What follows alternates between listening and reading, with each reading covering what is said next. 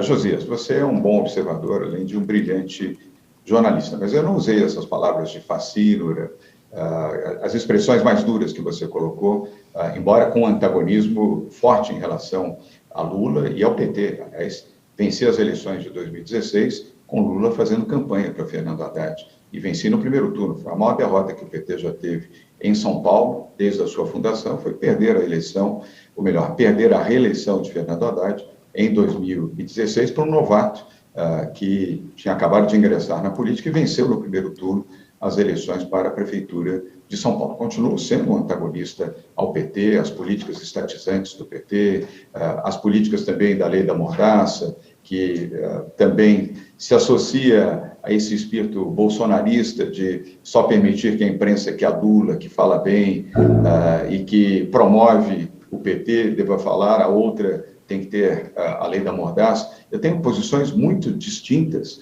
em relação ao PT, mas isso não me impede de manter uma relação respeitosa com seus líderes. Aliás, eu tenho vários amigos que estão no PT, que estão no PL, que é o partido do presidente Bolsonaro, com os quais me relaciono e dialogo. Eu entendo que a boa educação, a civilidade dentro da vida democrática deve ser preservada.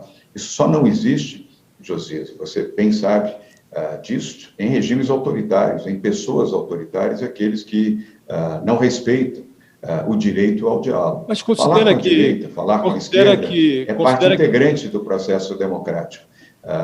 Não estabelecer guerra e conflito. Aliás, o Brasil, a meu ver, está farto disso. O Brasil precisa de calma, de paz e de harmonia para poder, com o diálogo, sobretudo após as eleições presidenciais, construir um novo país. O Brasil andou para trás e fortemente, seja pela pandemia, seja pela deficiência na área econômica, seja pelos equívocos, lamentavelmente, do atual governo. O Brasil, que já não vinha bem, piorou muito o seu desempenho. Quem está pagando essa conta são os mais pobres, os mais humildes.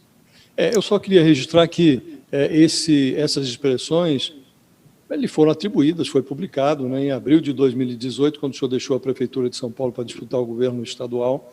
O senhor se referiu ao Lula como fascínora, disse na ocasião que o Lula tinha que estar na cadeia, fascínora, mentiroso, enganou o Brasil, roubou os brasileiros, enfim. Mas isso é só para dizer que isso está veiculado e não foi desmentido na ocasião. Mas o que eu lhe pergunto, objetivamente... Perdão, eu não vou alongar isso, até porque nós temos temas aqui bem importantes também pela frente, mas a palavra fascínora eu não utilizei.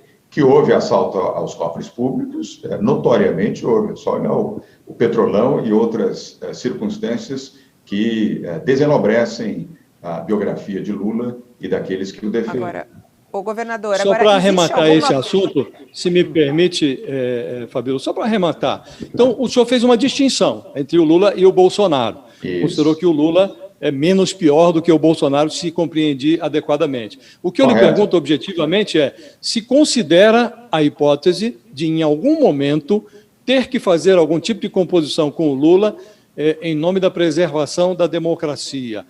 Isto está no seu horizonte? Boa pergunta, Josias, bem formulada como sempre. Está no horizonte manter o diálogo aberto, é importante. Uma democracia tem que preservar o diálogo. Só nos regimes autoritários é que não há diálogo, há imposição, há determinação, há ordem.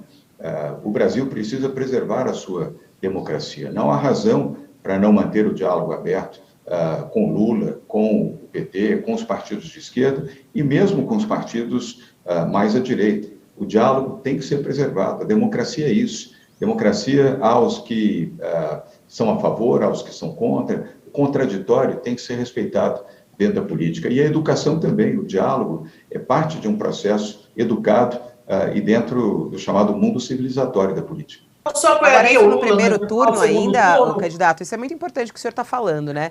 A gente sabe que o seu ex-amigo de partido, Geraldo Alckmin, que inclusive também foi um aliado seu, ele é vice de Lula. Existe alguma possibilidade dessa aproximação, desse diálogo acontecer ainda no primeiro turno? Do ponto de vista eleitoral, Fabiola, não.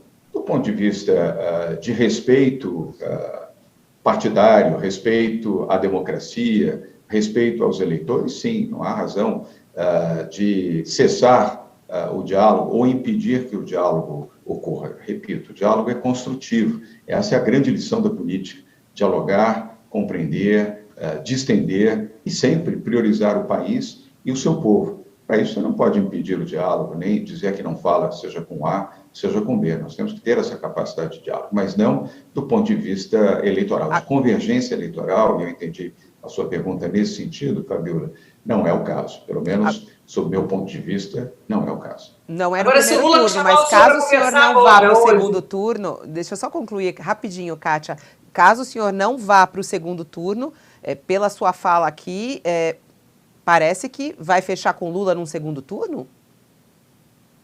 Fabiola, nós vamos para o segundo turno. O PSDB estará representado, nós estaremos no segundo turno. Você sabe que eu sou otimista e que eu sou determinado. E eu confio e acredito nas pessoas. Aliás, vivi 2 experiências assim. Era o franco favorito a perder em 2016. Você se lembra bem, você estava na Rádio CBN. Eu tinha 1% de intenção de voto 6 meses antes da eleição. 2%, 5 meses antes da eleição. Aliás, a primeira pesquisa foi Ibope, a segunda foi Datafolha. E vencemos com 53% dos votos no primeiro turno. Em 2018, eu comecei em 4º lugar também a eleição para o governo do Estado de São Paulo, bastante machucado pela decisão que tomei de renunciar à Prefeitura de São Paulo para disputar o governo do Estado de São Paulo. E ainda assim, vencemos no segundo turno e nos elegemos governador de São Paulo. Então, eu compreendo a dificuldade da política, mas entendo isso como um desafio saudável para aqueles que respeitam a democracia, respeitam a campanha e respeitam principalmente a opinião dos seus eleitores. O senhor disse agora há pouco que isso é natural que antigos rivais, em nome de uma boa causa, se unam, né? E o senhor falou isso ao mencionar o Ciro, a pergunta sobre o Ciro. Mas o senhor acha que isso se aplica também ao Lula e ao Alckmin?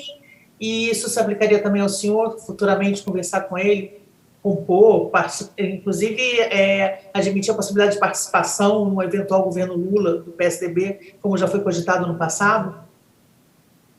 Ao diálogo, Kátia, sim, inclusive com o Geraldo Alckmin. Nenhuma razão para cessar o diálogo, aliás, com nenhum deles. Nós temos que manter o diálogo aberto. Isso é construtivo, isso faz parte do processo democrático. Volto a repetir, e eu tenho convicções democráticas. Todos vocês sabem, os que não sabem, que estão nos assistindo, eu sou filho de um deputado federal caçado pela ditadura militar. Meu pai viveu 10 anos no exílio, 2 desses 10 anos eu vivi com ele, com minha mãe, com meu irmão no exílio. Eu sei as agruras de um país antidemocrático, de um país ditatorial, de um regime autoritário. Tudo que eu não desejo para o Brasil é a expectativa de termos um futuro autoritário e a volta da ditadura no país. Portanto, os que respeitam a democracia, respeitam o diálogo. O candidato, está me chamando a atenção a sua postura. Essa é a versão João Dória, paz e amor, é isso? Aberto ao diálogo com todo mundo. Não, porque quem lhe acompanha sabe, tá tão assim. O que aconteceu, hein, candidato? Paz, diálogo, entendimento, humildade e compreensão. O Brasil está precisando muito disso. Paz e harmonia para o país voltar a crescer. E nós temos que ter essa capacidade de entendimento, Fabiola. Assim, este é o meu comportamento. E nós temos que ter a capacidade, e você já defendeu isso em vários dos seus comentários, de avaliarmos as circunstâncias e não nos atermos às circunstâncias do passado, que não são necessariamente as do presente. A grandeza de alma e de espírito está em você evoluir, melhorar e aprimorar. E é o que eu tenho procurado fazer.